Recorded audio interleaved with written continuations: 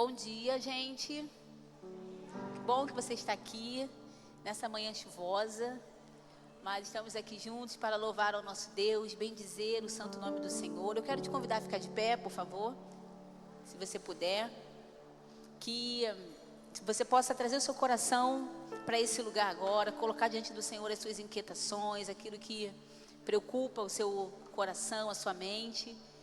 Que você possa aproveitar esse tempo que nós tiramos aqui diante da presença do Senhor, cantando para Ele, se alegrando na presença dEle, sendo consolado na presença dEle, se for o caso. Mas que seu coração nessa manhã seja tocado pelo Espírito Santo de Deus, amém? Que nada venha distrair você daquilo que você veio fazer aqui nessa manhã, que é prestar culto ao Senhor, que é adorar o Senhor com a sua voz, com mãos levantadas, entregando a Ele todo o seu coração. Feche seus olhos, por favor, vamos orar. Senhor, nós te bendizemos, Deus, porque Tu és bom, porque o Teu amor dura para sempre. Deus, e em resposta ao Teu amor nós estamos aqui, Deus, para Te adorar. Nós queremos erguer um trono de louvores ao Senhor nessa manhã. Nós pedimos, Senhor, visita esse lugar enquanto cantamos para Ti. Visita o nosso coração enquanto Te adoramos, Senhor. Que a Tua santa presença venha nos tocar, nos visitar, nos transformar, Deus, para a glória do Teu nome, Senhor. Que nós possamos ouvir a Tua voz falando conosco em meio a cada canção, a cada oração, Deus, na palavra, Deus, ministrada nesse lugar. Que a Tua voz venha ecoar nesse lugar, Senhor. Deus, e que o nosso coração seja impactado por aquilo que o Senhor tem para fazer. Deus, como o Senhor quiser fazer, Deus, da maneira que o Senhor quiser fazer, nós dizemos, eis-nos aqui, Senhor. Nós queremos mais de Ti, mais, Deus, da Tua presença, mais de quem Tu és. Deus, por isso pedimos, Senhor, nos visita nessa manhã. Enche esse lugar da Sua santa e gloriosa presença. Guarda os nossos irmãos que estão, Deus, a caminho, Deus, aqui. Traz debaixo da Tua boa mão, guardados, protegidos pelo Senhor. E que nessa manhã nós tenhamos um tempo, Deus, precioso. Deus, de celebração, de júbilo, de alegria na Tua presença. E, se necessário, de choro também aos pés do Senhor, que é o nosso Consolador. Mas nós pedimos que a Sua glória seja vista nesse lugar. Que o Teu nome seja engrandecido nesse lugar. Deus, que a Tua glória, o Teu trono seja erguido nesse lugar, porque Tu és bem-vindo em nosso meio, Senhor. E nós pedimos, abra os céus sobre nós enquanto cantamos para Ti.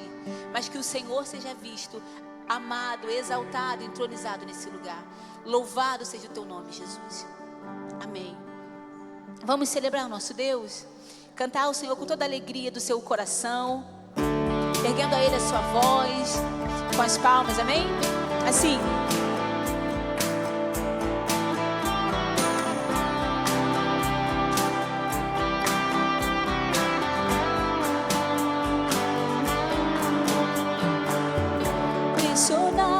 Mas não desanimados, perplexos, mas não desesperados, estamos de pé, perseguidos, mas não abandonados, abatidos, mas não destruídos,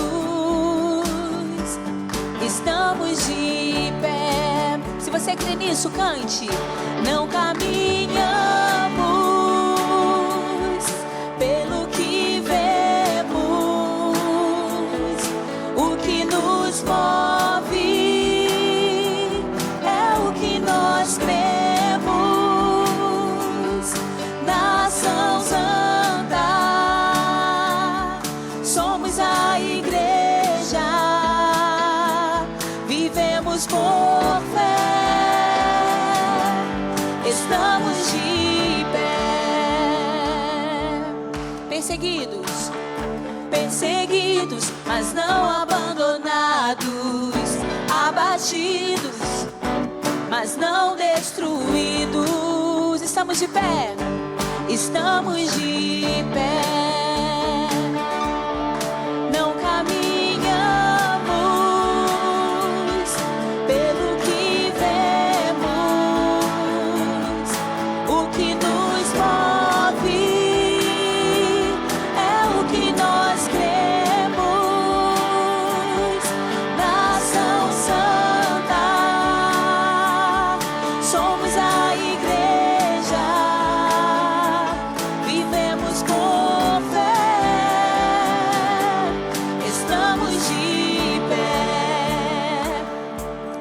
voz e cante ao Senhor. A perseguição não parou, a igreja, o Coliseu. Você pode declarar isso com todo o seu coração? Os leões não pararam, a igreja do Senhor.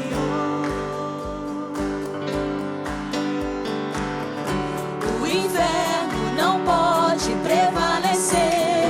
Vamos avançar, não vamos parar de crescer. Ninguém pode parar a igreja do Senhor. Mais uma vez, a perseguição. A perseguição não parou, a igreja, o Coliseu não parou. Os leões não pararam, a igreja do Senhor.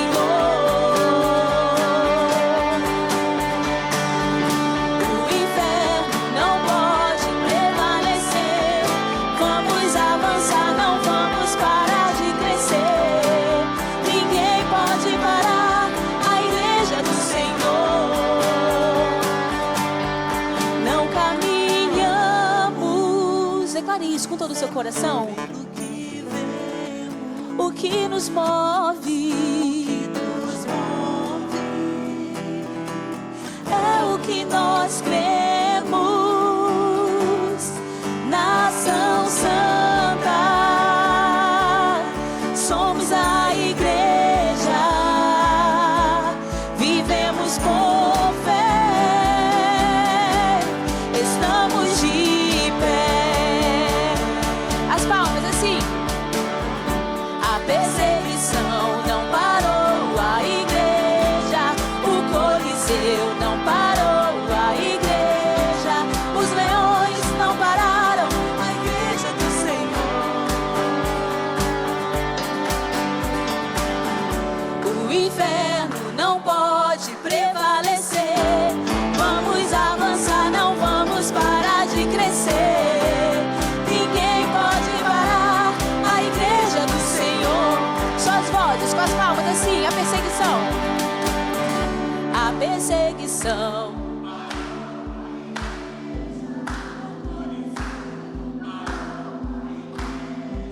Os leões.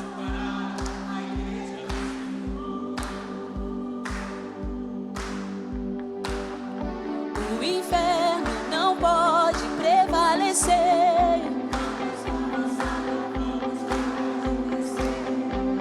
Ninguém pode parar a igreja do Senhor. Declare isso mais uma vez. A perseguição não parou, a igreja, o Coliseu não parou, a igreja, os leões não pararam, a igreja do Senhor. O inferno não pode prevalecer. Vamos avançar, não vamos parar de crescer. Ninguém pode parar a igreja do Senhor.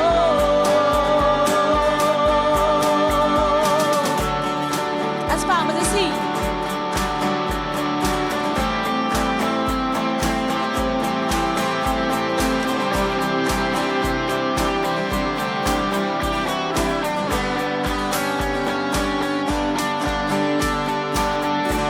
Aleluia. Você pode aplaudir ao Senhor? Louvado seja o nosso Deus. Senhor, nós te adoramos, Jesus. Nós te adoramos, Senhor, nesta manhã, pelo que o Senhor é.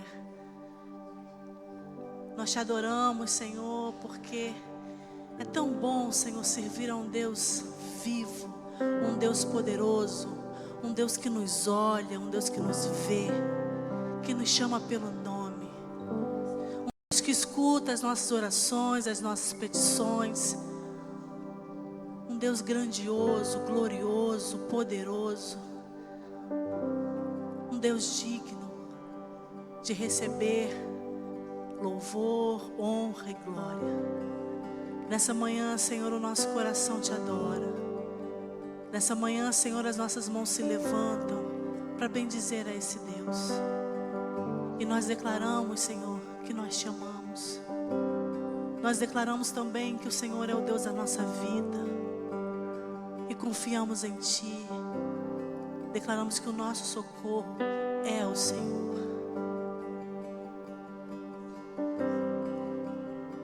Sou instrumento de exaltação a Ti. Eu nasci para adorar o nome só.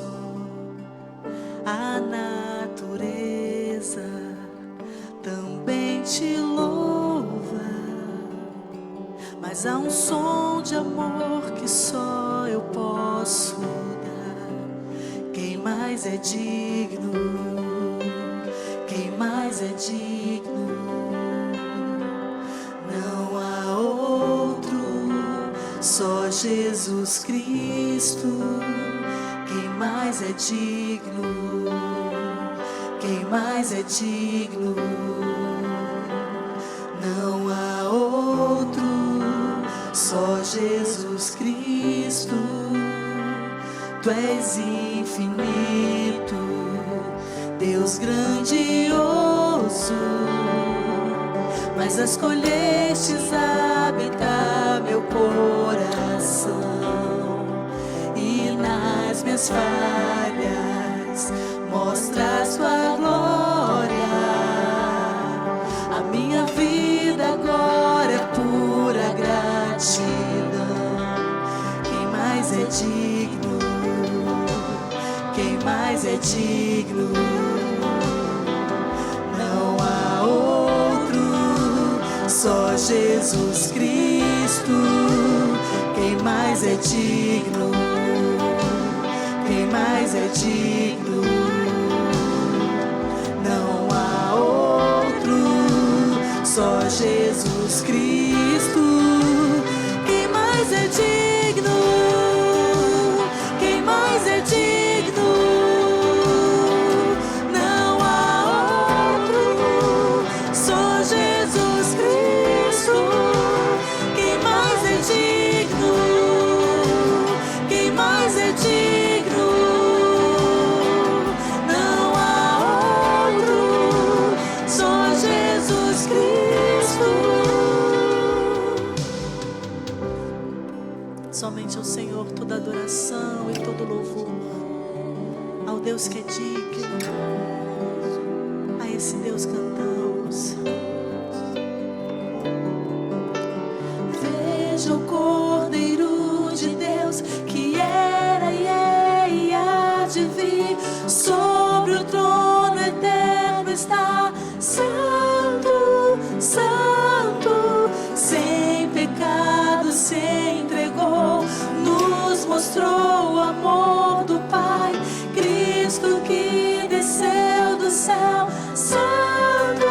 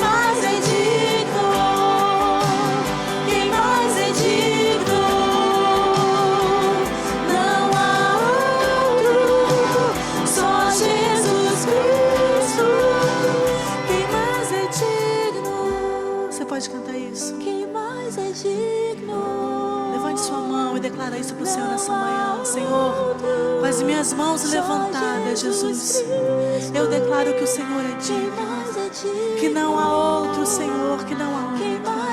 Só o Senhor é esse Deus, só o Senhor é esse Deus. Digno, digno, digno, Senhor. Quem mais é digno? Quem mais é digno? Não há outro, não há outro. Só o Senhor, só Jesus. Quem mais é digno? Só tu, Senhor, não há outro.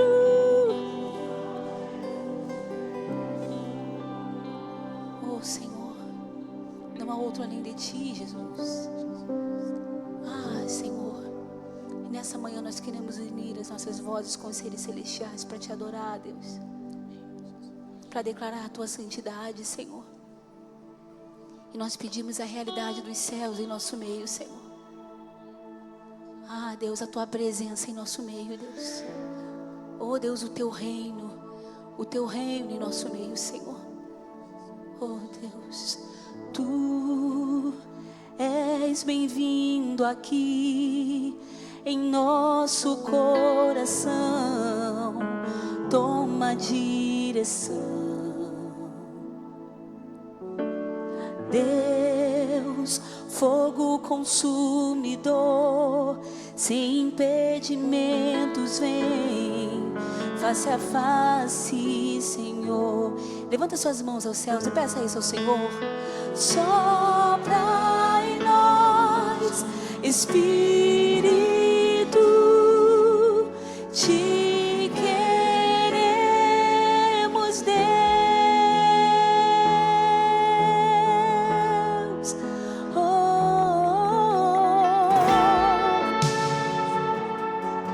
Senhor, esse é o desejo do nosso coração, Deus.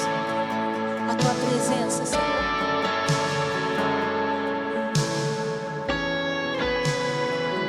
Estou de pé na presença do Rei. Cante ao Senhor. Tua glória está aqui, teu amor liberta-me. Estás aqui, num trono de louvor. Tua presença me curou, fascinado estou. Peça isso ao Senhor. Sopra em nós, Espírito, te queremos, Deus. Sopra em nós, Espírito, te queremos, Deus.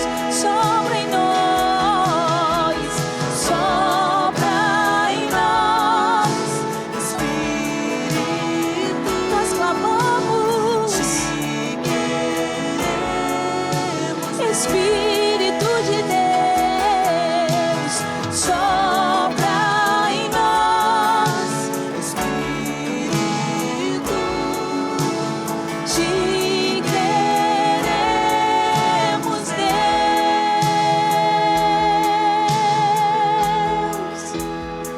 Te queremos, Deus.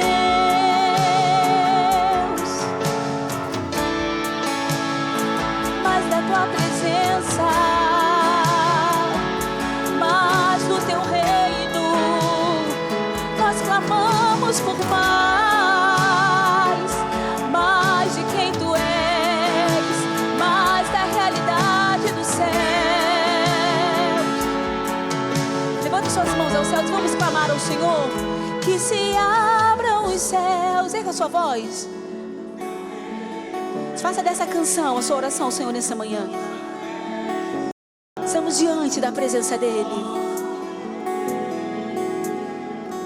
Que se abram os céus, o teu reino vem. Nossa fé está no nosso Deus. Que se abram os céus, o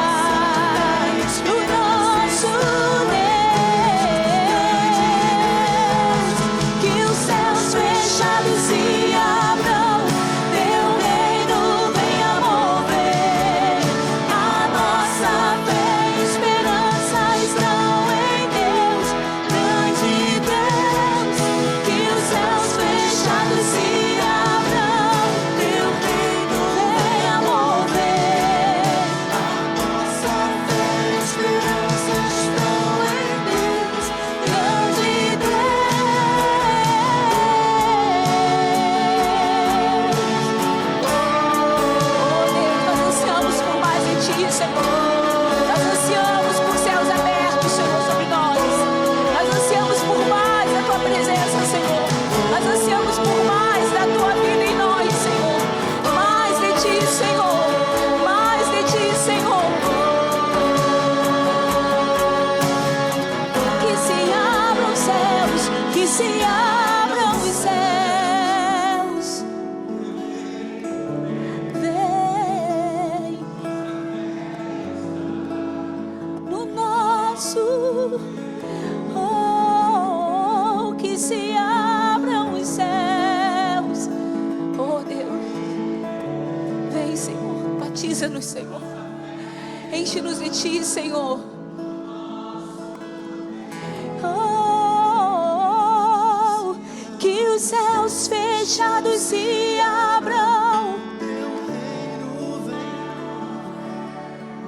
A nossa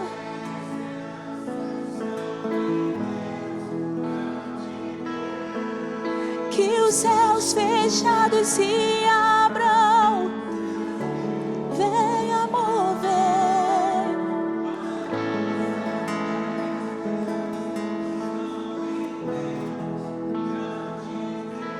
Oh, Senhor. Ah, Deus, nós queremos mais de Ti, Senhor. E menos de nós, Senhor. E menos de quem nós somos, Senhor. E mais a Tua presença, Senhor. Mais a Tua presença, Senhor. Mais da Tua santificação, Jesus. Mais a Tua palavra em nós. Mais a Tua vida em nós, Senhor. Ah, Deus, esse é o anseio do nosso coração. Espírito Santo de Deus, sopra em nosso meio nessa manhã. Sopra no nosso coração nessa manhã e muda, Deus, tudo que tem que ser mudado. E cura tudo que tem que ser curado, Senhor. E aviva, Senhor, o que tem que ser avivado em nós. Acende o Teu fogo santo no nosso coração. Uma chama que queime por Ti, Senhor. Batiza-nos, Senhor, nessa manhã. Ah, Espírito Santo de Deus, nós queremos mais de Ti, Senhor. Mais de Ti, a plenitude do Espírito. Viver cheios daquilo que o Senhor tem para nós. Não da nossa carnalidade, Senhor, não do nosso pecado, mas da vida de Deus, da santidade do Senhor. Ah, Jesus, vem sobre nós, Deus. Vem sobre nós, Senhor, o Teu reino em nós. O Teu reino em nós, Senhor, na nossa casa, na criação dos nossos filhos, Senhor, no nosso trabalho, nas nossas conversas, Senhor, no discipulado, no aconselhamento. Deus, o Teu reino, Deus, para que vejam a Tua glória. Para que o Senhor seja glorificado, Senhor. Para que possam olhar para nós, Deus, e ver um povo diferente, não para a nossa vaidade, mas um povo moldado, forjado pela Tua santidade, Senhor. Um povo, Deus, que anda segundo a Tua vontade, Senhor, faz isso em nós. Nos dê um coração submisso à Tua vontade. Um coração obediente a Ti, Senhor. Ah, Deus, olha para nós, Senhor. Vê se há em nós algum caminho mau, Senhor. Ah, Jesus, purifica o nosso coração. Quebra, Senhor, as correntes daqueles pecados, Senhor, que nos aprisionam, Senhor. Vem, Deus, com a Tua luz, porque Tu és a luz que dissipa as trevas, Senhor. E vem dissipar as trevas do nosso coração. Vem iluminar, Deus, o nosso coração. Nos santifica, Senhor. Nós precisamos de Ti, nós não precisamos de mais nada. Nós precisamos da vida de Cristo em nós. É isso que nós precisamos, Senhor, porque tudo é passageiro. Mas a Tua palavra não, Senhor. O Teu reino é eterno, Senhor. E nós queremos mais de Ti, mais a realidade do céu. Ah, Deus, guia os nossos passos, Senhor, em Tua direção. Guia os nossos passos em Tua direção. Para a glória do Teu nome que nós oramos, Senhor. Para a glória do Teu nome que nós oramos. Você pode aplaudir ao Senhor mais alto que você puder. Louvado seja o Teu nome, Jesus, em todo o tempo, Senhor. Amém, querido. Você pode sentar, por favor.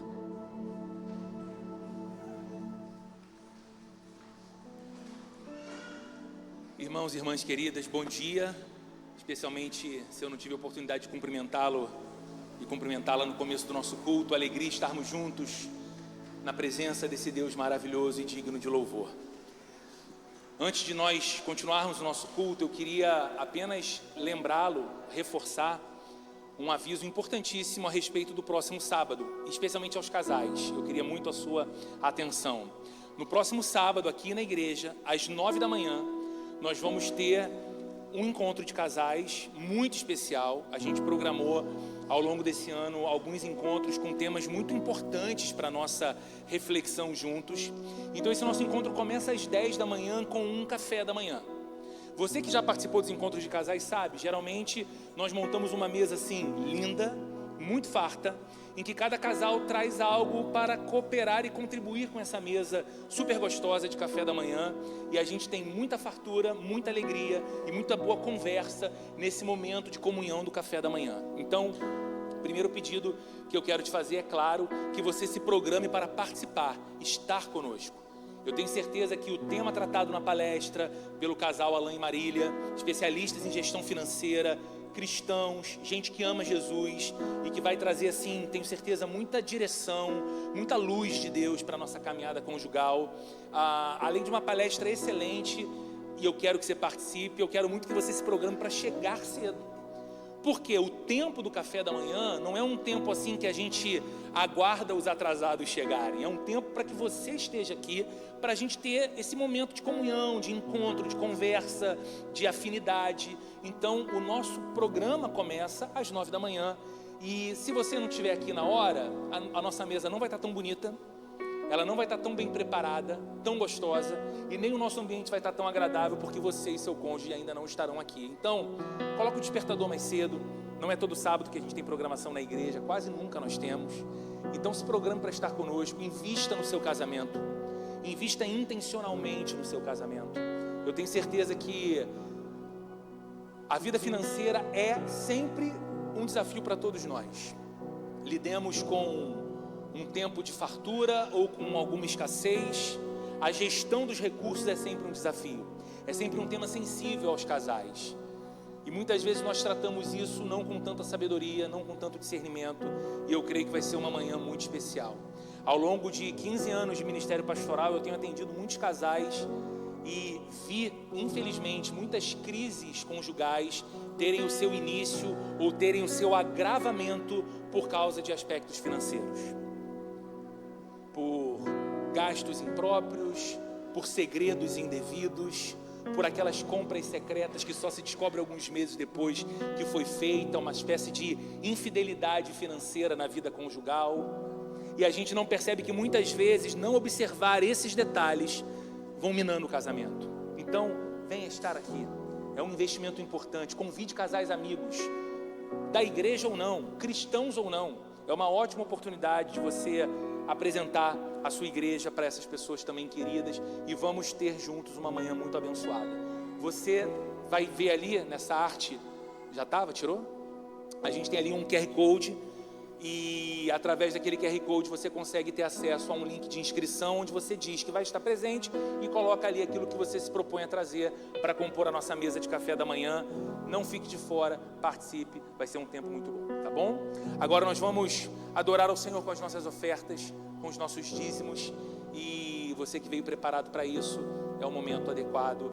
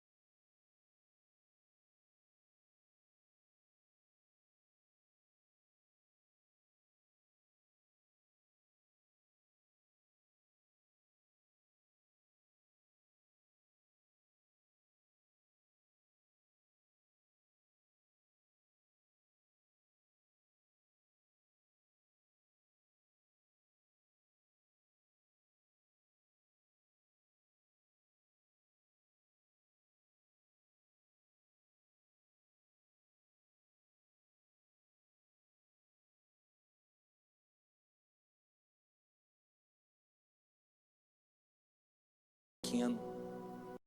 Tudo no Senhor é abundante. E nós queremos ter um coração que corresponde, Senhor.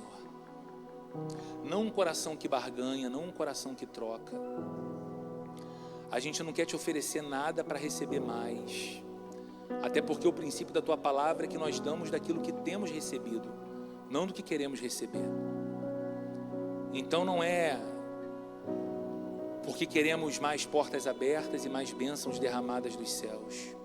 Esse momento do nosso culto, Senhor, é de adoração e gratidão por tudo aquilo que já temos recebido e desfrutado. Obrigado por cuidar da gente. Obrigado por cuidar da nossa casa. Obrigado por suprir a nossa despensa, nosso guarda-roupa. Obrigado por cuidar dos nossos filhos e filhas. Obrigado por nos sustentar no trabalho. Obrigado por nos dar inteligência, estratégia, saúde. Obrigado por ser um Deus fiel e presente. É a gratidão que nos move nesse momento, Senhor. E queremos te adorar com o coração agradecido de Jesus. Amém.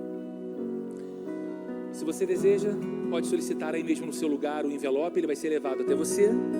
Se você preferir usar o cartão, do lado de fora, nós temos ali a nossa equipe com a máquina, e ela pode te auxiliar no manuseio da máquina para você ofertar ou entregar o seu dízimo. E nós vamos fazemos todos os domingos com os dados bancários da igreja, chave Pix. Se você preferir fazer isso usando o seu aplicativo de banco, enquanto adoramos ao nosso Deus com mais uma música.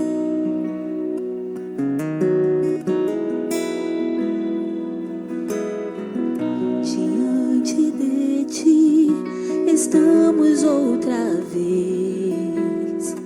Foi a tua graça que nos chamou aqui. O que nós trazemos pra te oferecer é um faminto coração. Temos fome, vem nos saciar. Pão da vida, Cristo vivo, queremos mais de ti. Queremos mais de ti. Temos fome, vem nos saciar. Pão da vida, Cristo vivo, queremos mais de ti. Queremos mais de ti. Diante de ti estamos outra vez. Foi a tua graça que nos chamou aqui. O que nós trazemos pra te oferecer é um faminto coração. Temos fome, vem nos saciar. Pão da vida, Cristo vivo, queremos mais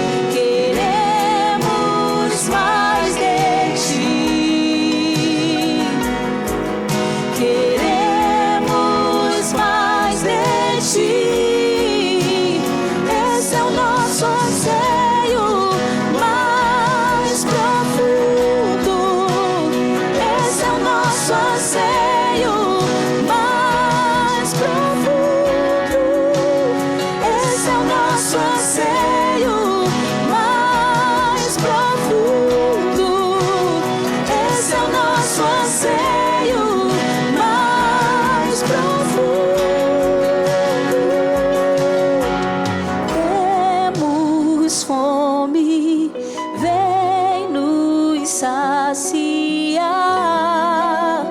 Pão da vida, Cristo vivo, queremos mais de ti, só de ti. Queremos mais de ti. Amém, Senhor. Esse é um momento especial para as nossas crianças. Você que precisa levar seu filho, que você possa voltar em breve. E nós vamos continuar adorando ao Senhor. Queria te convidar a ficar de pé mais uma vez. E que você possa fazer dessa canção a sua oração. Não somente hoje, no domingo aqui, mas como amanhã, na segunda-feira, em toda a sua semana. Que você possa pedir pela presença do Senhor. Eu quero estar neste lugar onde o pecado é perdoado e as culpas são levadas.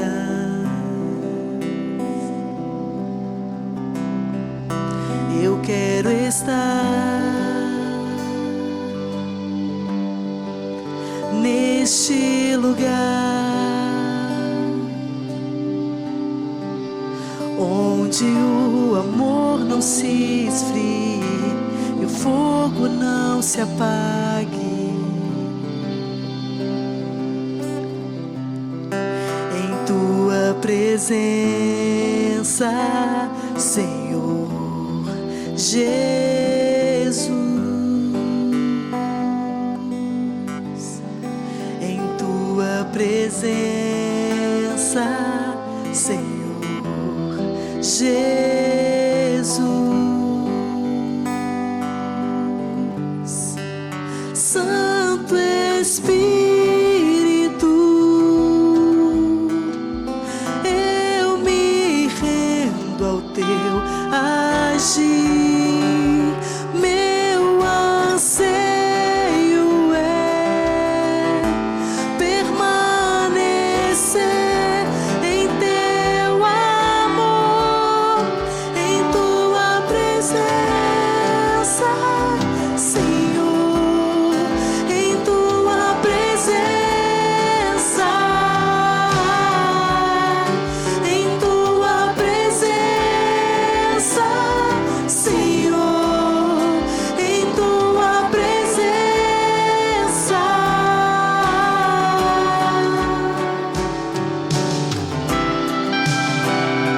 É nesse lugar, Senhor, que nós queremos estar, Jesus. Na tua presença, Senhor.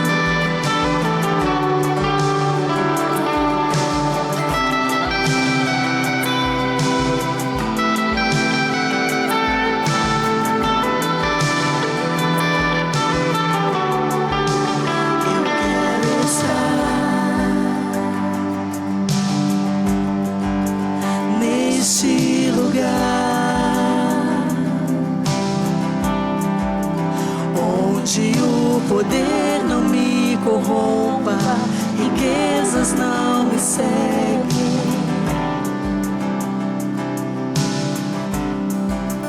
Eu quero estar neste lugar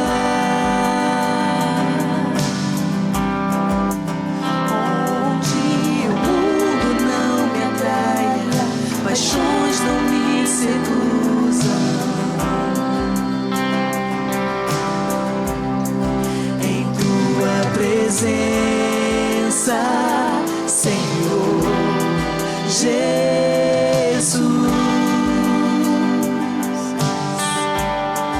em tua presença, Senhor Jesus,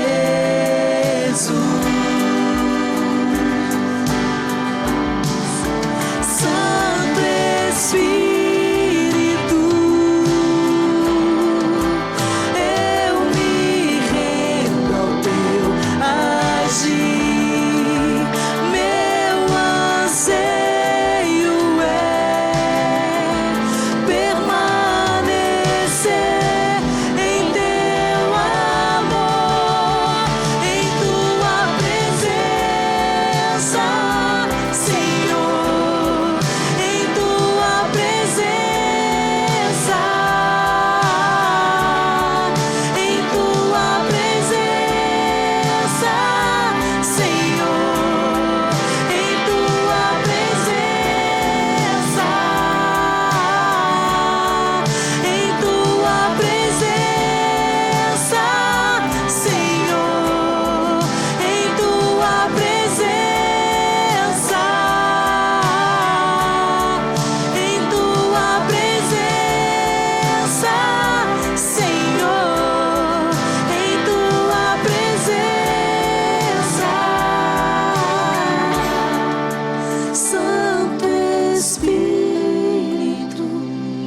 Você pode fazer essa oração ao Senhor nessa manhã. Eu me rendo Se renda ao Senhor nessa manhã. Peça para Ele. Senhor, eu quero estar na Tua presença, Jesus. Permanecer em Teu A Tua presença é o meu refúgio, Jesus. Em Tua presença a segurança. Em Tua presença a paz. Em Tua presença a socorro. Em Tua presença. Peça isso ao Senhor nessa manhã, Senhor. Que eu possa viver em Tua presença. Que eu possa ansiar pela Tua presença, Senhor. E esse seja o desejo do meu coração, Senhor, em Tua presença, em Tua presença, Senhor, em Tua presença.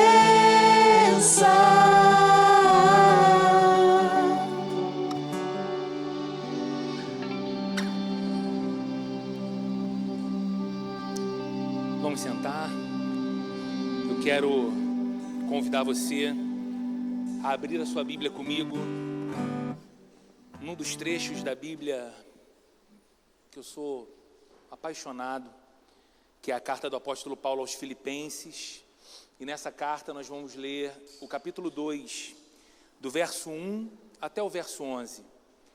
Se você está com a sua Bíblia, eu encorajo muito a você que a abra, que mantenha ela aberta durante a exposição do texto bíblico. Eu sempre digo como é especial quando a gente traz com a gente um lápis ou uma caneta e a gente às vezes marca o texto e às vezes a gente escreve no texto aquilo que numa manhã Deus falou ao nosso coração. É claro que hoje a gente dispõe de recursos digitais, tem uma TV e você pode ler também o texto que é projetado aqui, mas a experiência com o texto, a experiência com a sua própria Bíblia, enquanto você ouve, é algo muito importante de ser cultivado e mantido entre nós.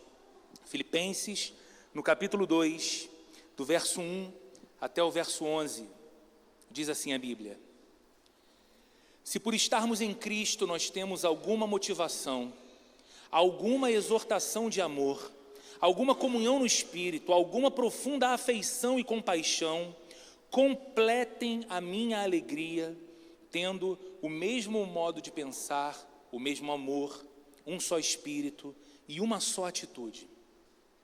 Nada façam por ambição egoísta ou por vaidade, mas humildemente considerem os outros superiores a vocês mesmos. Cada um cuide não somente dos seus interesses, mas também dos interesses dos outros. Seja a atitude de vocês a mesma de Cristo Jesus, que, embora sendo Deus, não considerou que o ser igual a Deus era algo a que devia pegar-se, mas esvaziou-se a si mesmo, vindo a ser servo, tornando-se semelhante aos homens. E sendo encontrado em forma humana, humilhou-se a si mesmo e foi obediente até a morte, e morte de cruz. Por isso Deus o exaltou à mais alta posição e lhe deu o nome que está acima de todo nome, para que ao nome de Jesus se dobre todo o joelho nos céus, na terra e debaixo da terra, e toda língua confesse que Jesus Cristo é o Senhor, para a glória de Deus Pai. Essa é a palavra do nosso Deus nessa manhã para nós. Nós vivemos, irmãos, numa época que talvez seja a mais centrada no indivíduo em toda a história humana. Talvez nós não tenhamos vivido época como a nossa, em que o ser humano, em que o indivíduo, em que o ego fosse tão central, tão estimado, tão priorizado. Nós estamos inseridos numa cultura que nos estimula constantemente a colocar o nosso próprio ego no centro da vida, dizendo coisas como: siga o seu coração. O que desperta o seu coração? O que move o seu coração? O que faz o seu coração vibrar dentro do peito? Siga isso. Nós vivemos numa cultura que nos estimula a colocar a nosso exacerbado individualismo no centro, dizendo coisas como: viva a sua verdade. Não viva pela verdade do outro. Não viva pelos valores do outro, viva pela sua verdade. Aquilo que você considera justo, legítimo e verdadeiro. Nós vivemos inseridos numa cultura que nos estimula a isso, dizendo: coloque-se em primeiro lugar. Priorize-se. Porque se você não priorizar a você, quem o fará? Se você não se colocar em primeiro lugar, quem colocará você ali? Não são conselhos do nosso tempo? Nós estamos inseridos numa cultura que nos estimula o tempo todo dizendo: faça aquilo que te faz feliz. Te faz feliz? Realize. Te faz bem? Siga em frente. É o que parece conferir sentido para você, alegria para o teu coração, apenas faça. Afinal de contas, você tem o direito de ser feliz. Não é isso? Não são esses os conselhos do nosso tempo? Quando um amigo senta com outro colega de trabalho na hora do almoço e até talvez de modo equivocado e tolo, compartilha algum desafio de sua vida pessoal. E de repente diz assim: poxa, as coisas lá em casa não estão tão bem. A gente não tem se entendido tanto como já foi um dia, a gente está discutindo um pouco mais, isso está distanciando um pouco a gente. Isso me preocupa porque já temos alguns anos de casamento e temos uma família, e eu fico olhando e penso: poxa, se essa coisa continuar assim, a minha sensação de felicidade vai reduzir e eu não sei muito bem o que eu faço. Não é normal um conselho chegar a nós dizendo: rapaz, pensa direito. Você vai ficar numa relação que te deixa infeliz? Amiga, querida, pense direito. Você vai ficar num casamento que não te dá mais felicidade? Faça aquilo que te deixa feliz. Em resumo, essa cultura altamente centrada no indivíduo está o tempo todo nos dizendo que o centro da vida deve ser você. E ela faz isso em múltiplas plataformas. Essa mensagem chega a nós de muitas origens. Na publicidade, que tenta nos vender produtos, tentando convencer que a gente precisa daquilo, e que é legítimo querer aquilo, e que se a vida está caminhando bem, nós precisamos entender que devemos adquirir aquilo. A propaganda mexe com a nossa emoção. Os profissionais de marketing são treinados para justamente isso, tocar a emoção do consumidor. Mas essa mensagem também chega a nós nas redes sociais, que nos entretém, e nos entretém cada vez mais. Você pega a tela do seu telefone e o seu dedinho já está viciado em ficar fazendo esse movimento aqui, olha, que vai continuar aparecendo coisas que te estimulam, que te atraem, que chamam a sua atenção, e que o tempo todo, daquela carne maravilhosa fatiada que você vai mandar para um amigo, dizendo: ó, vamos marcar esse encontro para a gente fazer esse churrasco. Até as coisas mais complexas, a rede social está ali te estimulando a pensar que você é o centro do mundo e que todas as demais coisas devem gravitar à sua volta. Em resumo, o centro da vida deve ser você. E quanto mais a gente observa a nossa sociedade, e eu repito e teimo, esse é um exercício que a gente não pode parar de fazer. Nós não podemos deixar de ser pessoas que pensam criticamente a vida que vivemos, no tempo que vivemos, na época que vivemos, para não sermos apenas levados como uma manada que não reflete. Olhe para a nossa sociedade, observe a nossa sociedade, e a gente vai ver com mais clareza os resultados, os frutos dessa vida altamente centrada no ego, no indivíduo. Nunca houve tanta preocupação consigo mesmo. A gente percebe isso, não é? Ao mesmo tempo, em que nunca houve tanta estima pelo próprio ego, nunca houve tanta preocupação consigo mesmo, parece que nunca houve também tanto vazio, tanta solidão, tanta ansiedade, como no tempo que nós vivemos. Então, como é possível? Eu estou me priorizando, eu estou tentando fazer tudo aquilo que me deixa alegre e feliz, eu estou ocupando-me de mim mesmo, eu estou fazendo com que todas as coisas venham a convergir para os meus interesses, mas ainda assim, eu sinto algum vazio, ainda assim, eu me sinto sozinho, ainda assim, eu me sinto angustiado, preocupada, ansiosa. É assim porque nós fomos criados para algo maior do que viver para nós mesmos. Então, o discurso prevalecente na cultura da nossa época, ele não condiz com aquilo que a gente percebe dentro de nós. Parece que dentro de nós percebemos que não existimos para viver para nós mesmos, somente para nós mesmos. E é exatamente disso que Paulo fala aqui em Filipenses capítulo 2, escrevendo para uma igreja que a gente, olhando para o texto bíblico, pode chamar de uma igreja saudável, uma igreja boa, uma igreja viva na cidade de Filipos. Mas Paulo sabia que havia um perigo capaz de destruir não apenas a igreja dos filipenses, mas qualquer igreja de qualquer época e em qualquer cultura. E esse perigo não era a perseguição. Não era a perseguição que, como cantamos hoje aqui, poderia então parar a igreja em Filipos, ou parar a igreja em qualquer outra parte do mundo. Não era a pobreza financeira que poderia parar os projetos da igreja. Não era o fato da igreja estar florescendo numa cultura pagã e hostil à sua fé, fazendo com que os cristãos tivessem talvez menos oportunidades de florescer socialmente, e tendo de lidar com mais vulnerabilidade e escassez, e assim um dia acabando e sendo extintos como comunidade de fé. Não, esse não era o principal perigo.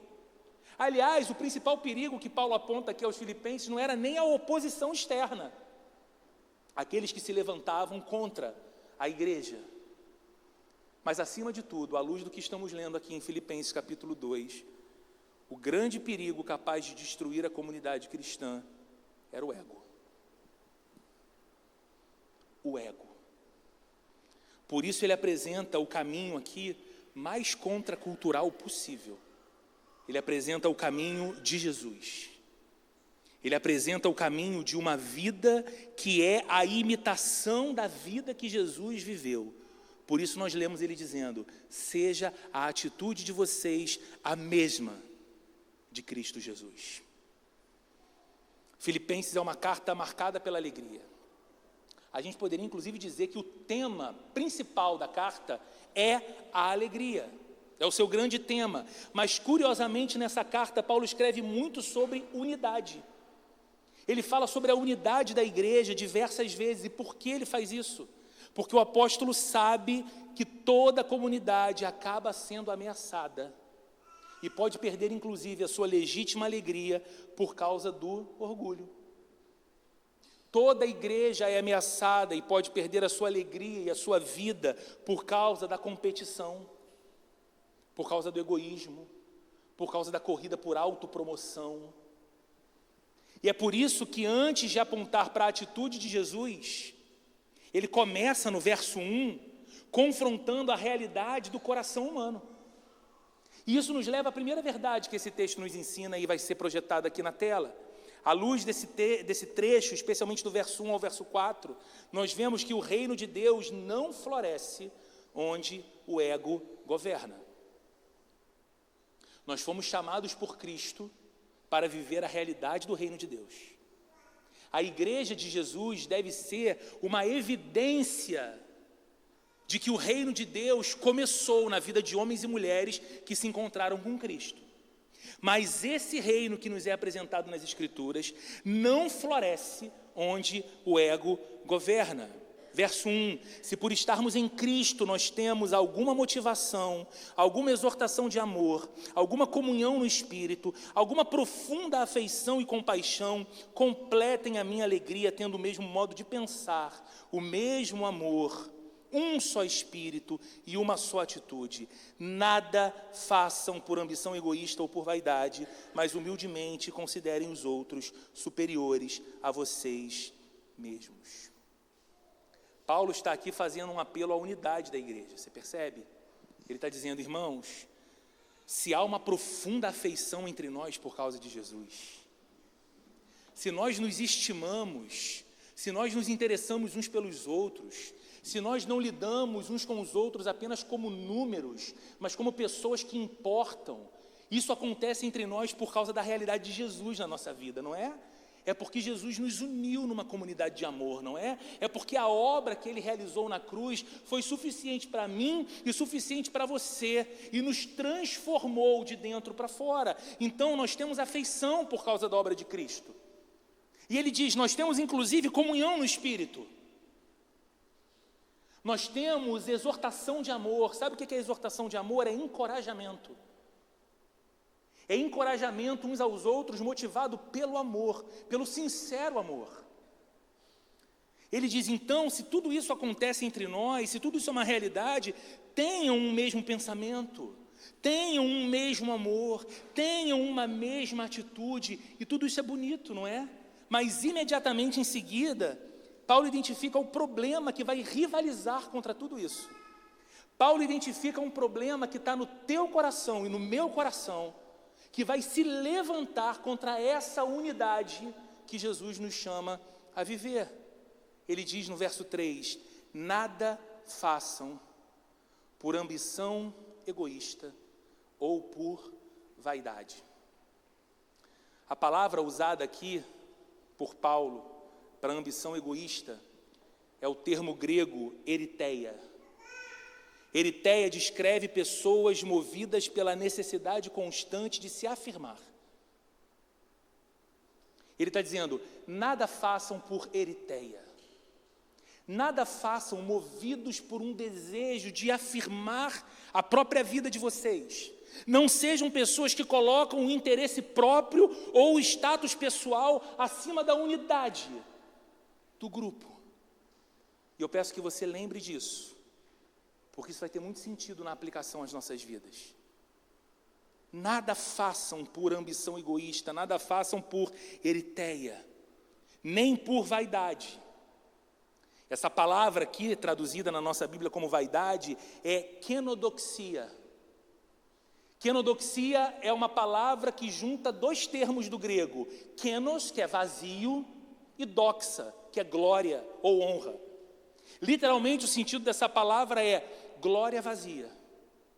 Então Paulo está dizendo o seguinte, olha, nada façam entre vocês, na vida comunitária de vocês, dentro dessa compreensão que vocês têm, de que foram inseridos por Deus numa comunidade de fé, numa família de irmãos e irmãs, e que vocês devem andar em unidade, nada façam entre vocês, movidos por esse desejo de protagonismo que exalta o seu status pessoal, ou por um tipo de glória própria que é vazia em si mesma. Por que Paulo fala isso para essa igreja? Eu acho que o contexto é importante. A cidade de Filipos era uma colônia militar do Império Romano. E ela então tinha uma característica. As pessoas que moravam ali eram obcecadas por status, por privilégios e por posições de honra. Então perceba, ao usar essas duas expressões, eritheia e kenodoxia, Paulo está dizendo à igreja o seguinte, isso vai aparecer aqui na tela, esqueçam a corrida por status e as rivalidades que vocês veem na cultura romana ao redor. Na comunidade da fé, a métrica é outra. Sabe o que Paulo está fazendo com a igreja aqui? Ele está dizendo o seguinte, olhem para fora. Vocês percebem como a vida é estabelecida? Vocês percebem como as pessoas se colocam num lugar de protagonismo? Vocês percebem como elas buscam status pessoal e glória própria? E elas se colocam à frente das demais. E esse parece ser um padrão validado e admirado no Império Romano. Mas vocês são a comunidade dos discípulos de Jesus. Entre vocês a realidade precisa ser outra. Então veja que essa corrida pelo ego, aliás, esse é o tema da nossa mensagem de hoje, a corrida pelo ego. Essa corrida pelo ego que nós identificamos no nosso tempo não é uma coisa exclusiva do nosso tempo, mas é algo do coração humano atingido pelo pecado. E ele não acontece apenas fora da igreja, porque talvez você pense, eu conheço um monte de ególatra no meu dia a dia. Eu tenho vizinhos que são assim, eu tenho colegas de trabalho que são assim, olha, eu tenho familiares que são assim. O problema é que, assim como nos dias de Paulo, essa característica do coração humano se manifesta não apenas fora da igreja, mas também dentro dela. Quando? Quando isso se manifesta entre nós, irmãos? Quando, por exemplo, nós servimos esperando reconhecimento e apenas para obter reconhecimento. Quando servir para nós significa uma projeção da nossa própria imagem na comunidade da fé. E isso, mais uma vez, parece ser alimentado e validado pelo espírito da época que nós vivemos. Você tem rede social, assim como eu? Provavelmente você já viu aqueles perfis muito curiosos, em que pessoas estão na rua e elas fazem atos de extrema generosidade e bondade, todos eles sendo filmados. Então você tem alguém dirigindo um carro de altíssimo padrão pelos semáforos da Avenida das Américas, e de repente ele passa por um entregador de iFood numa bicicleta. E ele diz assim para o rapaz: já almoçou hoje? E ele diz: ainda não. Então para aí que você vai almoçar. E leva aquela pessoa a algum lugar muito legal para que ele almoce. E diz assim: e você trabalha só com a bicicleta? É, só com a bicicleta. Mas você sabe pilotar moto? Eu sei, mas eu não tenho dinheiro para comprar uma moto. Vamos agora ali na concessionária, eu vou te dar uma moto. E no final daquilo tudo, há um destaque para a própria conta daquela pessoa, dizendo: siga, veja o perfil. Então percebe, existe uma tendência no coração humano para que até mesmo os nossos atos de bondade, eles virem projeção de olhar admirado, de reconhecimento para nós mesmos. Enquanto Jesus diz, quando você for, por exemplo, dar esmola, aquilo que a sua mão direita fizer, a esquerda não saiba. Porque você não faz isso para se demonstrar diante de homens, mas diante de Deus. Quando essas coisas se manifestam dentro da igreja, quando nós competimos, ao invés de cooperarmos. Quando na realidade de uma igreja, o que predomina as nossas ações é um espírito de competição. É estranho. E eu acho que em grande medida, pela graça de Deus, a gente não identifica isso tanto, repito, em nosso meio. Mas isso está no nosso coração, gente. Olhar para aquilo que o outro faz, e ainda que você não verbalize, lá dentro de você, você pensa assim: eu não faria desse jeito. Mas é ele, não sou eu? É ela, não sou eu? Eu não conduziria a reunião daquela forma. Eu não oraria daquele jeito. Eu não serviria naquele papel. Mas é um espírito de competição. Quando nós colocamos as nossas preferências pessoais acima da missão, nós estamos vivendo, no meio da comunidade da fé, os mesmos valores que se vivem de uma cultura individualista fora da igreja. Quando nós elevamos ao status de absoluto ou absoluta qualquer ideologia humana que nós acreditamos representar o que nós pensamos ser a melhor visão de mundo, e então, em nome dela, nós diminuímos o nosso irmão. nós diminuímos a nossa irmã, ou pior, nós rompemos relações. Nada é mais idólatra, nada é mais idolatria do ego do que esse tipo de postura que tem crescido em muitos contextos cristãos. Eu acredito que há uma visão de vida, há uma visão de mundo, há uma visão de economia mais apropriada do que outras. E ela é mais apropriada para mim. Ela é mais apropriada em meus termos, ela é mais apropriada ao meu critério, ao meu discernimento. E que bom que nós temos essa liberdade. Mas eu pego isso, que para mim faz sentido, e dentro do meu coração, e alimentado pelo espírito da época, eu elevo isso a um status de absoluto. E quem pensa diferente de mim é tido por mim como ignorante, sem discernimento, sem visão, vendido.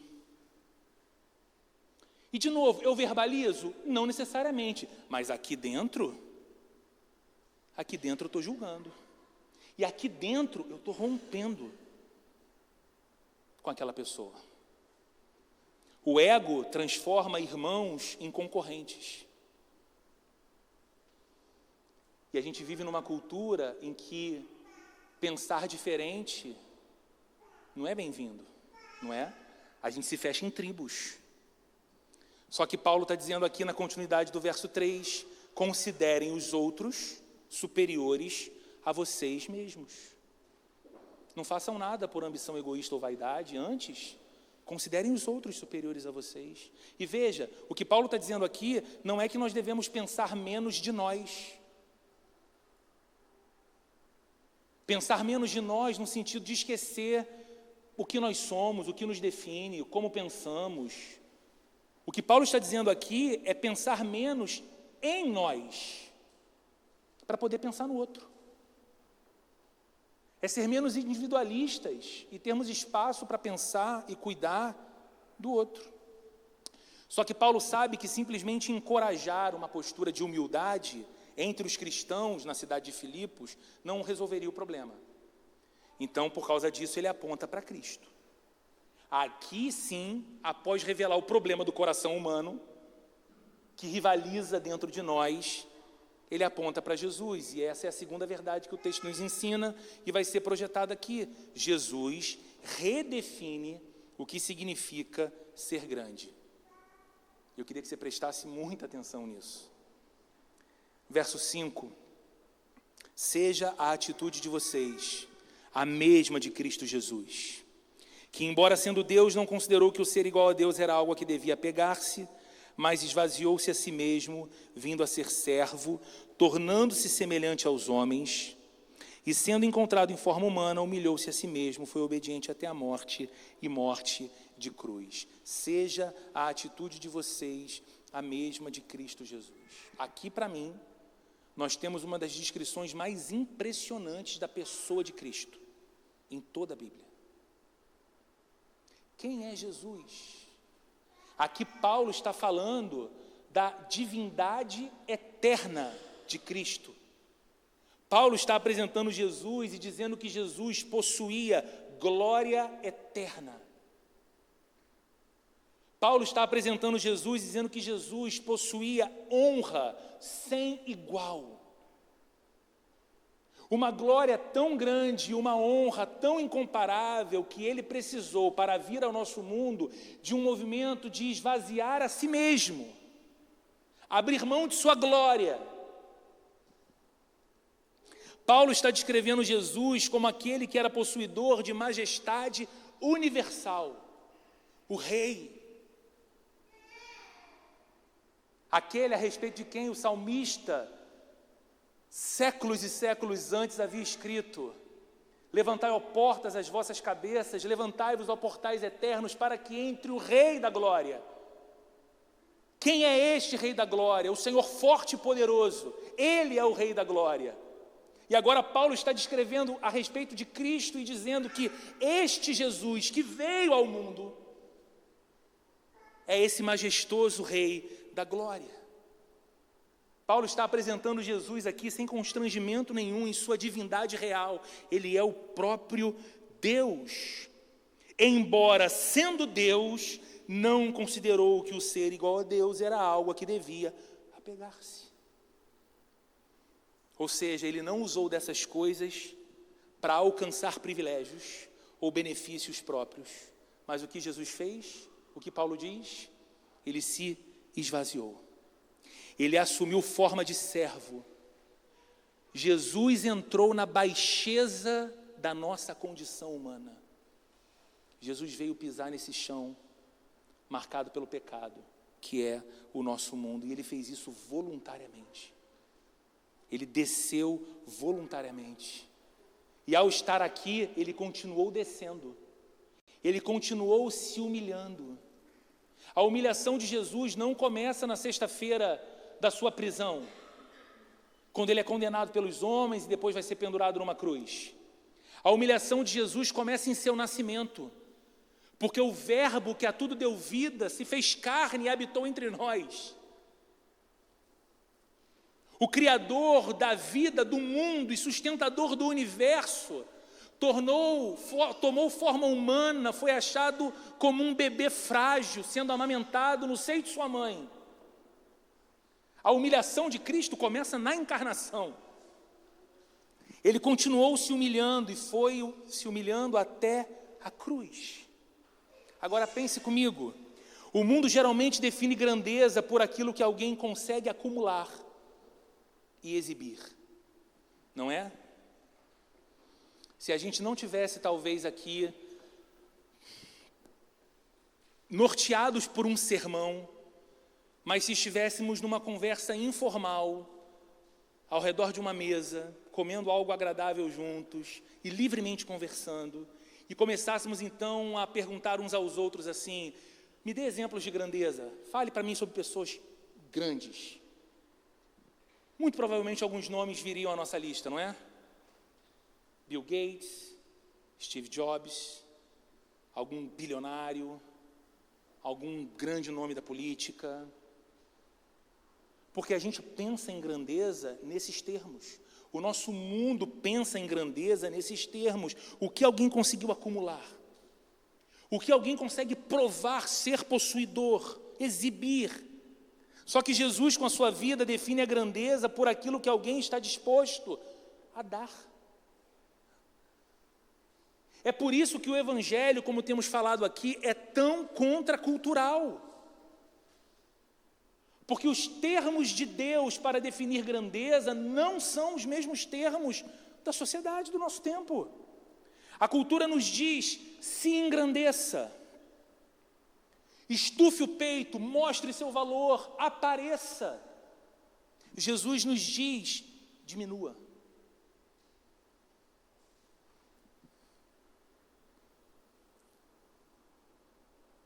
A cultura nos diz, seja servido, e você terá respeito e sucesso. Porque as pessoas vão olhar, e elas vão ver que ao seu redor há um ecossistema que te serve. Então isso te destaca, porque se você tem acesso a esses serviços, você não é uma pessoa comum como as demais. Então desfrute dos benefícios de ser servido. Só que Jesus diz, sirva. Esse é o caminho da verdadeira grandeza. Jesus disse que no reino dele, maior não é o que é servido, mas o que serve. O primeiro é o último, o grande é o pequeno. A cultura nos diz, proteja os seus interesses. Tome muito cuidado, porque se você não proteger seus interesses, você estará vulnerável. Jesus nos diz, entregue sua vida. Jesus diz, aquele que quiser salvar a sua vida, vai perdê-la. Mas quem perder a sua vida por amor de mim, encontrará a vida. Entregue a vida.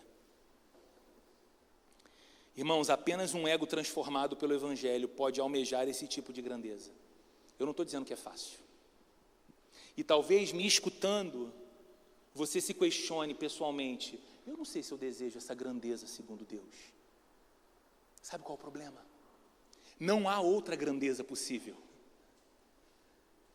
A gente tenta ser convencido pelo canto da sereia da nossa época que há sim possibilidade de grandeza, mas há absolutamente nada que você construa nesse mundo e que você exiba diante dos homens nesse mundo tem o poder de durar para sempre. Vai sumir quando você sumir. Vai deixar de ser quando você deixar de ser. Ah, mas vai virar patrimônio para a minha geração vindoura. 2 gerações depois, ninguém está lembrando que foi você que construiu isso. É a sua vaidade, é o seu ego que tenta te convencer de que isso vale a pena. Só existe uma grandeza real e ela é definida pelo autor da vida. E ele diz: há mais felicidade em dar do que receber. Há mais felicidade em servir do que ser servido. Isso nos leva ao terceiro e último ponto desse sermão. Eu vou pedir para projetar na tela também, para que você acompanhe comigo. O caminho da cruz é o caminho da verdadeira exaltação. Nada mais contracultural do que isso, irmãos. O caminho da verdadeira exaltação na vida passa por uma cruz. Por isso Deus, verso 9, Deus o exaltou à mais alta posição e lhe deu o nome que está acima de todo nome, para que ao nome de Jesus se dobre todo o joelho nos céus, na terra e debaixo da terra, e toda língua confesse que Jesus Cristo é o Senhor, para a glória de Deus Pai. Deus o exaltou à mais alta posição, ou seja, o Pai não ignorou a humildade do Filho. O Filho se esvaziou, se humilhou, foi encontrado em forma de servo, foi obediente até a morte, uma morte humilhante na cruz. E o Pai não foi indiferente a nada daquilo. O Pai o exaltou. E aqui, nessa expressão, o Pai o exaltou, nós aprendemos um importante princípio do reino de Deus. E eu queria que você tivesse muita atenção para isso. A exaltação, irmãos, ela não é conquistada. A exaltação, ela é recebida. Você até acredita que conquista alguma exaltação dos homens, pelos seus méritos. Mas a exaltação que nós de fato precisamos, como a Bíblia nos ensina, humilhai-vos diante da potente mão de Deus, para que Ele os exalte em tempo oportuno.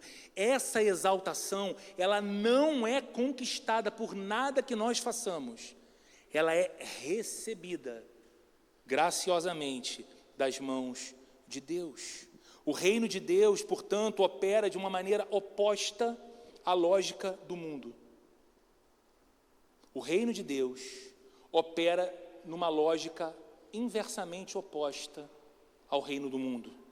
Quem vive para si, perde a vida. Quem entrega a vida, encontra a vida.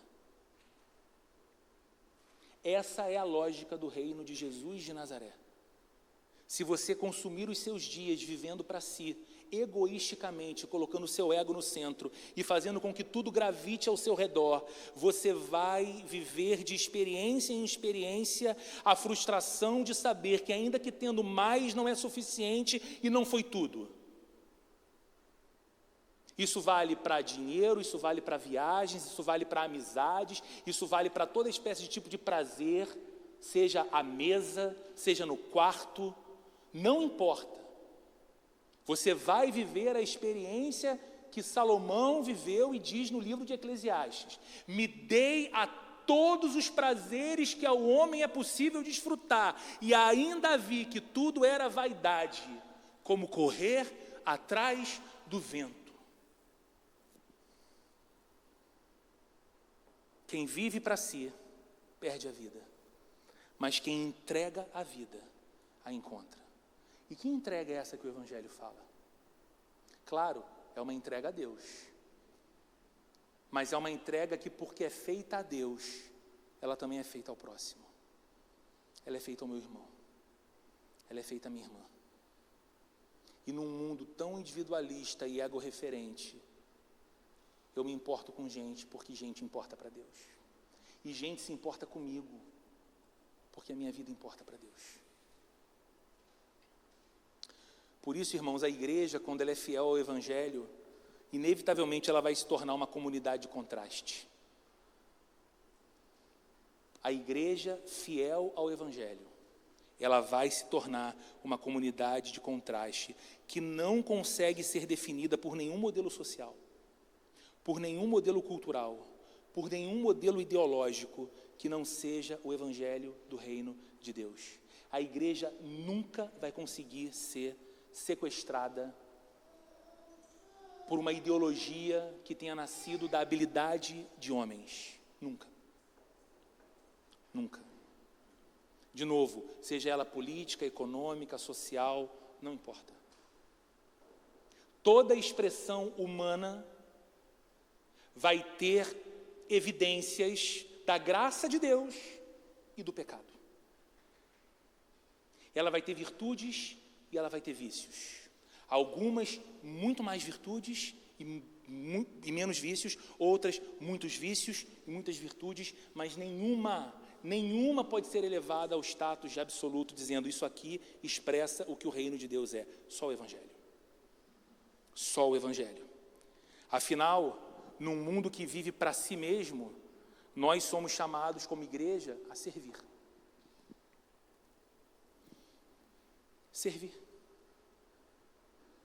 O sentido da minha vida está em servir a Deus e aos meus irmãos. Eu não presto um favor a ninguém, e nem é atribuição do meu trabalho como pastor estar durante a semana, e muitos aqui que me ouvem sabem quantas vezes as semanas são marcadas pelos nossos encontros. Não é nenhuma virtude minha pessoal e nem nenhum favor que eu faço para absolutamente ninguém, exceto o cumprimento da essência do chamado de Deus para a minha vida, servir aos meus irmãos, como Cristo tem servido a minha vida. E isso não vale para mim que sou pastor e não vale para você que é membro. Isso vale para mim e para você porque somos discípulos de Jesus. E se a gente não está no caminho do serviço, nós não estamos no caminho do Cristo. A gente está em outro caminho. No mundo que vive para si mesmo, nós somos chamados a perdoar. Há algo mais contracultural que isso? Que vai fazer da igreja uma comunidade de contraste? No mundo que vive para si mesmo, nós somos chamados a abrir mão. Abrir mão. Eu não brigo por isso. Eu não disputo por isso. Aliás, eu aprendi com Jesus que se eu tivesse 2 capas, eu deveria que dar uma para quem não tem. E que se alguém me ferisse num lado do rosto, eu deveria oferecer a outra face. Não estou aqui para disputar. No mundo que vive para si mesmo, nós somos chamados a amar, não teoricamente, mas sacrificialmente, porque esse foi o amor de Cristo, Ele deu a vida. E nós não fazemos nada disso porque somos melhores que os outros. Por que a igreja vai fazer isso? Porque ela é melhor do que a sociedade, ela é melhor que o mundo? Não. Nós fazemos isso ou queremos fazer isso porque seguimos e servimos a um rei diferente. Um rei que mudou nossa vida. Que nos chamou para uma nova realidade. Um rei que não quis ser servido pelos seus súditos, mas veio servir os seus súditos. E disse que nós deveríamos imitá-lo, fazer o mesmo que ele fez. Concluindo aqui, queridos, Filipenses capítulo 2, não é, antes de tudo, um chamado para a gente copiar Jesus. Filipenses capítulo 2 é, antes de tudo, uma revelação de quem é Jesus. O Rei do Universo não permaneceu distante. O Rei, todo exaltado e soberano, majestoso, glorioso, desceu, entrou na nossa história, assumiu a nossa condição, tomou nosso lugar, foi até a cruz, ressuscitou vitorioso ao 3º dia. Então a humildade que Paulo descreve aqui, ela não nasce do esforço humano, Veja, por favor, nem Paulo está aqui fazendo isso, nem eu estou tentando encorajar você a se esforçar para ser humilde. Você não é naturalmente humilde, eu também não sou. Naturalmente eu sou soberbo, orgulhoso, arrogante, ensimesmado, que priorizo a mim e aos meus. Em essência, esse é o coração do Roberto. Espero não ter te decepcionado muito, até porque se você olhar para o seu, você vê que é bem parecido com o meu também.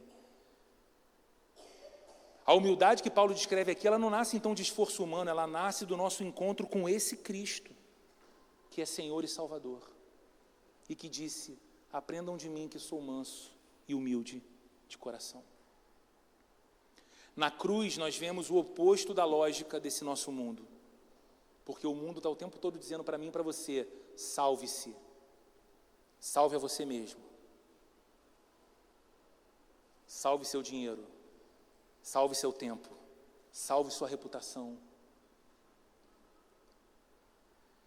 Jesus, no entanto, entrega a própria vida para salvar os outros. E agora ele chama o seu povo a viver segundo essa mesma lógica, de quem se entrega para ser agente de salvação. O mundo está cheio de pessoas tentando chegar ao topo. Mas o reino de Deus é construído por pessoas dispostas a descer para servir.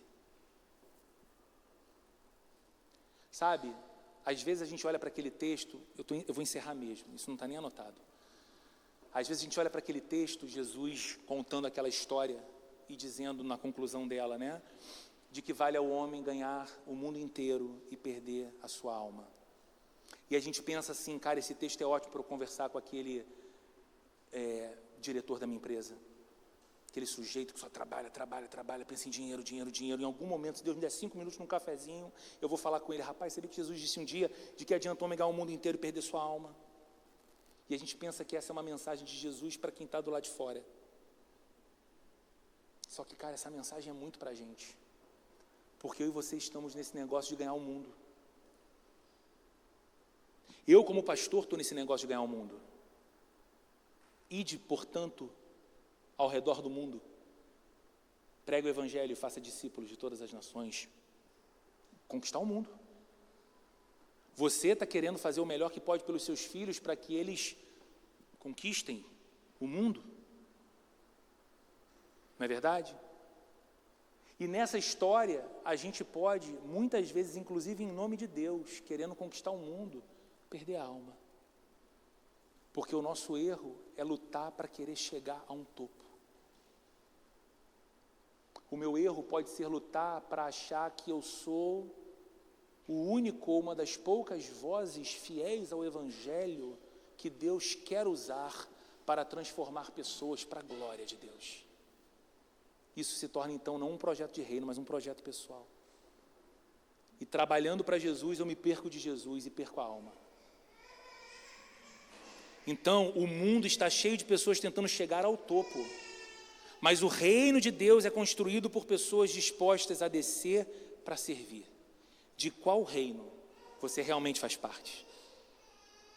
De qual reino você tem sido parte? De qual reino você e eu queremos fazer parte à luz dessa palavra? Que o Espírito Santo nos encontre, irmãos, e que o Espírito Santo nos ajude a não vivermos a nossa vida como uma corrida do ego, mas uma corrida na direção do grande prêmio da nossa vocação em Cristo Jesus, como diz a palavra. Que corramos pelo Evangelho, para Cristo, com Cristo, até o dia de Cristo. Vamos orar? Senhor, para tudo isso que nós consideramos nessa manhã à luz da Tua palavra, nós precisamos da Tua graça, da Tua misericórdia. Precisamos, Senhor. Precisamos ver o Teu reino florescendo na nossa vida, Senhor, mas onde o ego tem reinado, o reino de Jesus não florescerá. Porque a nossa idolatria por nós mesmos, essa nossa paixão desequilibrada por nós mesmos, cria uma barreira para que o Teu reino não avance na nossa vida, na nossa casa, nos nossos dias. Então, Senhor, transforma o nosso ego, redime o nosso ego. Nos ensina, Senhor, num mundo que exalta tanto a performance, num mundo que aplaude e valoriza tanto aquilo que pode ser exibido, exposto, seja como patrimônio, seja como virtude. Nos ensina, Senhor, a verdadeira grandeza. Nos ensina a verdadeira grandeza que nos foi ensinada pelo nosso Salvador. Que a grandeza passa pela cruz, que passa por negar a si mesmo, que passa por seguir Jesus. Ah, Senhor, como nós precisamos de Ti. Como nós precisamos de Ti, Senhor. Queremos viver nesse lugar de encontro com a Tua presença, onde o nosso orgulho tão presente, ele é quebrado amorosamente pela influência da Tua graça. Onde nós olhamos para o outro, não como um número, mas como um rosto. Onde nós vemos a história do Teu amor e da Tua graça. Eu quero te pedir de modo especial nessa manhã, que o Senhor faça de nós, nesse lugar, uma comunidade de discípulos dispostos a servir. Num tempo de tanto individualismo e de tanto egoísmo, em que a gente quer tanto ser servido, e muitas vezes nós queremos que a própria igreja nos sirva. Senhor, nos levanta como homens e mulheres dispostos a servir em amor, não para sermos vistos, Senhor, não para sermos aplaudidos pelos homens, mas para colocarmos um sorriso no Teu rosto e alegrar Teu coração, em nome de Jesus, em nome de Jesus. Se você puder, vamos ficar de pé e vamos cantar essa última canção juntos, como uma oração ao nosso Deus. Em seguida a gente encerra.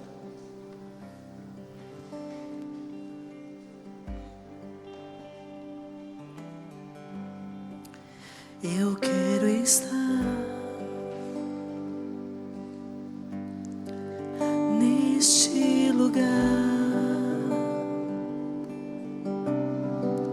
onde o poder não me corrompa, riquezas não me seguem.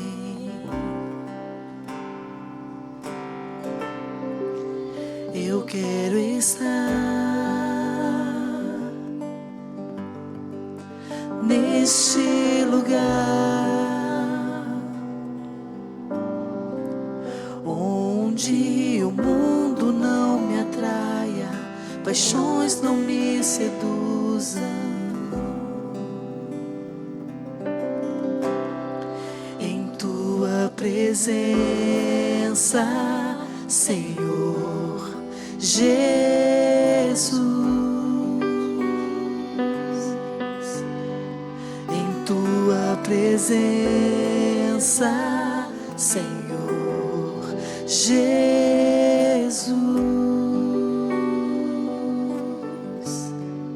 Santo Espírito, eu me rendo ao Teu agir. Meu anseio é permanecer em Teu amor, em Tua presença, Senhor, em Tua presença, em Tua presença, Senhor, em Tua presença, em Tua presença, Senhor, em Tua presença, em Tua presença, Senhor, em Tua presença.